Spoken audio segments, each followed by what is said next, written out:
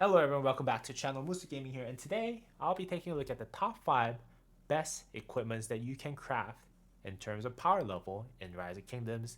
And the reason why I'm doing this is, for one, I passed some of disagreements with some of my friends in Rise of Kingdoms, and it was very painful for me to actually see some people waste their money on crafting wrong equipment, because in Rise of Kingdoms, if you actually craft the wrong equipment, you have to pay half of its material costs when you dismantle it, let alone that you're also going to waste your blueprints that you actually use to craft that equipment. So I thought it was a great idea for me to actually let you, my subscribers, followers, viewers, know that what I think are the best equipments that you can craft in Rise of Kingdoms in terms of power level, so that you don't make those mistakes, for one. And two, I did some math behind it so that I can compare some of the things that you don't usually get to know just right off the top of your head, so that you get a better understanding of what might be the best investment that you can make in terms of equipment in Rise of Kingdoms. Now, without further ado, let's just go ahead and start from top 5.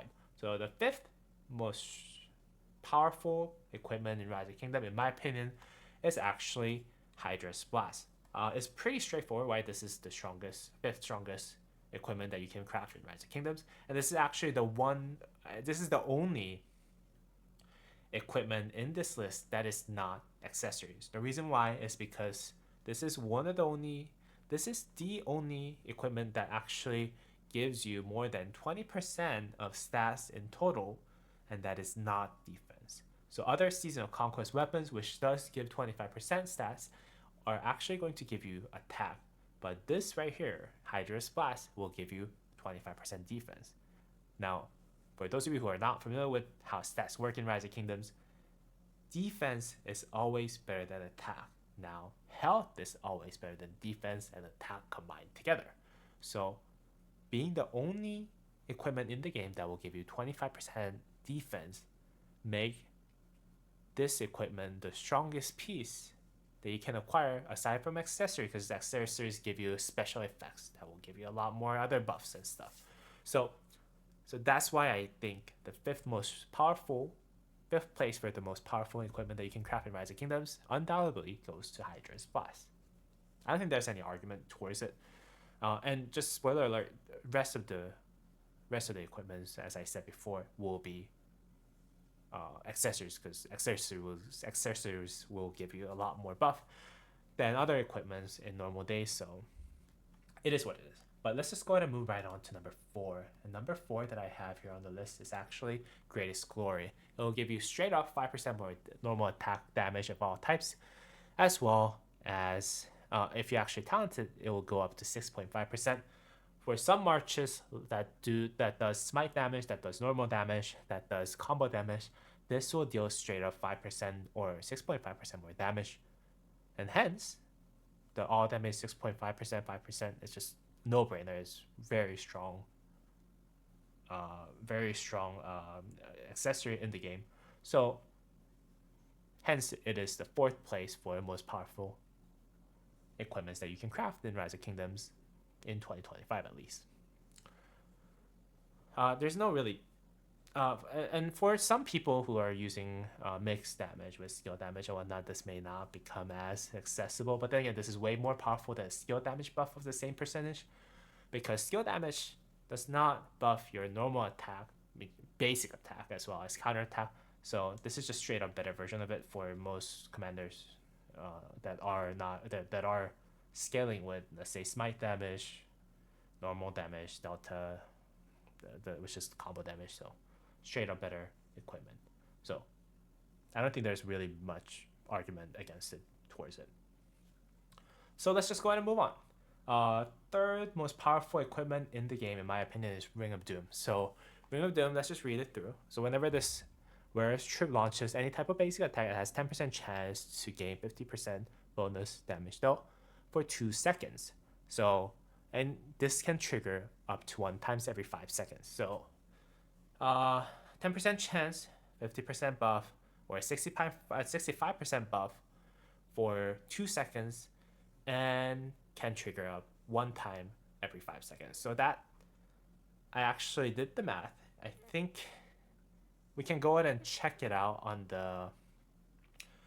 the Excel sheet later today. But then again, that will give you, I think, about 6.6% normal all damage buff, because let's say you're the way that I calculated it is, let's say you're dealing 100 damage for 15 seconds, and then of those 100 damage, you're gonna have 2 seconds that's gonna give you 50 additional damage, and so in those 15 seconds you're expected, and this is all expected value at the end of the day, so in those expected value you're basically going to have 2 seconds that will do 150 150, so 160 divided by 150 I think came out to be 6.66% additional all damage percent. Now that when it went up to, when you talented, that goes up to 65% for 2 seconds. I think if you do the calculation for that, I think that does go up to like 8% to 9%. I'll go ahead and show it to you in Excel sheet. So 6% to 8% more damage in expected, in overall, in average. Again, Beast Greatest Glory, which will give you 5 to 6.5%, which is one of the reasons why a lot of people are using Ring of Doom. I use it, and I think this is probably the best equipment if you're rallying or garrisoning, because of the nature of the second best equipment that I'm about to explain as well. But Ring of Doom, one of the most powerful equipment that you can craft in Rise of Kingdoms. I'll rank it number 3 in terms of the most powerful equipment that you can craft in Rise of Kingdoms, because it will give you, in average, about 6.6% to 8% all damage buff. Now, second place for the most powerful equipment that you can actually make in Rise of Kingdoms is Karukak's War Drums. So this actually, whenever the Wearer's Troop launches a basic attack type of any basic attack, it has 10% chance to grant 50 extra rage to the Wearer's Troop and up to 2 nearby allied troops with cooldown of 3 seconds. So this will basically give 50 extra rage to the Wearer's Troop and up to 2 nearby allies, which will get your rage cycle a lot faster.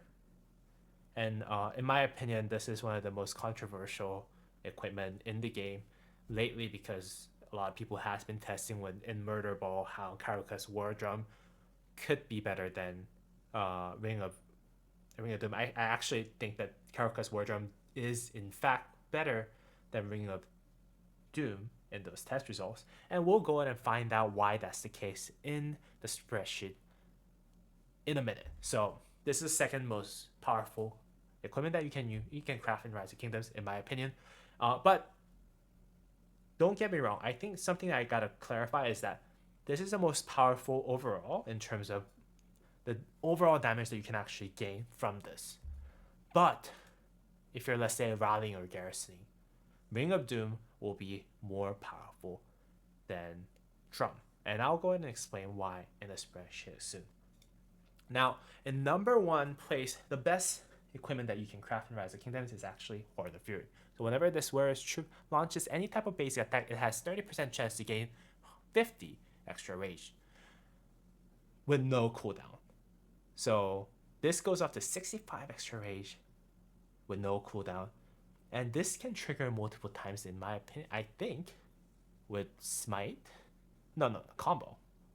And even if it doesn't, the amount of range that you're generating, and this becomes really powerful. And I'll go over this again. Let's just go ahead and move on to the Excel sheet and explain why this is the case.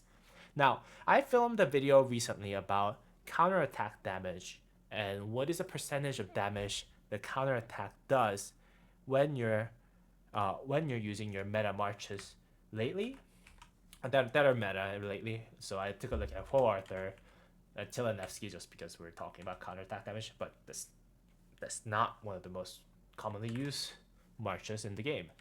Liu Che Philip, Liu Che Alex, Juan Skippy, Zuge Harman, whatever the marches that I'm using in the field. And then I took a look at their reports and divided their damage by the type of damage that they're actually doing. So with that said, again, Ring of Doom was going to deal 6.67% more all damage when not talented, and 8.67% all damage when talented. Just remember that. So this will be our basis, because this is number 3 most powerful equipment in the game. But let's say if you're using horn. So horn, if you're actually using horn, you're going to actually amplify the skill damage by multiplying it by 1000 and then dividing it by 850. Because if you actually attack for 10 seconds straight to generate 1000 rage, you're going to actually be able to trigger this horn 3 times, which will give you 150 rage overall, right? So if you actually calculate that into your overall skill damage proportion and then subtract the skill damage before, you'll gain 11.24% all damage from having an untalented horn if you're using Arthur and Ho. Now, that is very impressive. But then again, let's just say that this just could be the best one for Arthur and Ho. So I actually multiplied it for all different marches that I actually had tested in this video, in this spreadsheet. And then the only time that the horn was actually underperforming the ring was Attila Nevsky, because Attila's skill doesn't really do much for Nevsky's skill, and it just kind of increases your counterattack damage, which makes sense that horn does not do so well for that scenario. But all the other scenarios, it buffed the damage more than even like 8.5%, with the exception of I think Alex Yuche, I believe. Yeah, Alex Philip Yuche Philip. It dealt more additional damage than the ring. So this is why horn, I rank horn as #1 most powerful equipment that you can craft in Rise of Kingdoms, because in average for almost all cases, untalented horn will give you about 8.5% to 11% or 11% all damage buff, and then talented horn will give you up to 15% all damage buff. Very, very, very, very, very powerful in my opinion, and this is why I think horn deserves a #1 spot.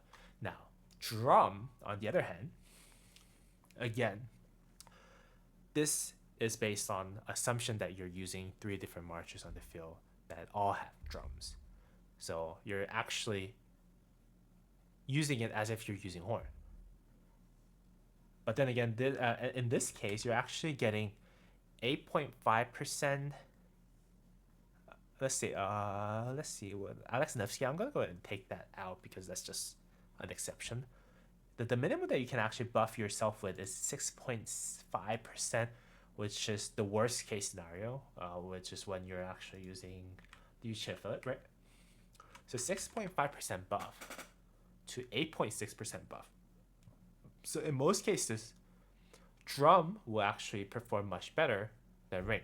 And just for those of you who are wondering why drum is, if it's generating 150 rage, why is it weaker than horn, is because I'm calculating the cooldown as well. So in 1 in 10 chance, so let's say it has 10% chance to generate 50 rage for 3 nearby allies, including yourself, and it has 3-second cooldown. So that 3-second cooldown has to be taken into consideration. That's why it's dealing a lot. It's a lot worse than horn in that sense. But then again, in average, it's going to perform better than ring in almost all cases. And if you're talented, it's going to also perform better than the talented ring in almost all cases on the field. Now, if you're not on the field, and let's say you're doing 1v1, if you're doing rallying or if you're doing garrisoning, you will not be able to benefit from the drum so much. So having a ring will still be very essential for your rally march or garrison march, because most of the time you will not be able to benefit from the rage buff of the drum. But if you don't have that, then I think if you're going against other people's murder ball in the field, drum will probably be a better choice for most cases. Granted that you have more than well, actually, yeah, like even because those are individual, right? You're actually giving buff to 3 other marches, so total rage generated is 150, regardless of how many pairs that you actually have. So drum will actually be pretty good in terms of in almost all cases. So that's why I rank drum as #2 most powerful equipment that you can craft in Rise of Kingdoms, horn as #1, and ring as #3. That went longer than I expected. I hope you actually enjoyed this video. If you found this video helpful, again, these are all very rough math, and this is based on what I actually did in terms of, this was all my scenarios. I didn't have any equipments or armaments on those. So I was just hitting a barb in this, like, in these testings that I actually did here. So, you know, I could be wrong in some cases, but then again, this is just in general, what are the most beneficial equipments? What are the most powerful equipments that you can actually use in Rise of the Kingdoms in most scenarios? Hopefully this was helpful for you. If you did find this helpful, please go ahead and drop a thumbs up, as well as subscribe for the channel if you want to find out more videos like this in the future. And as always, I'll see you on the next video.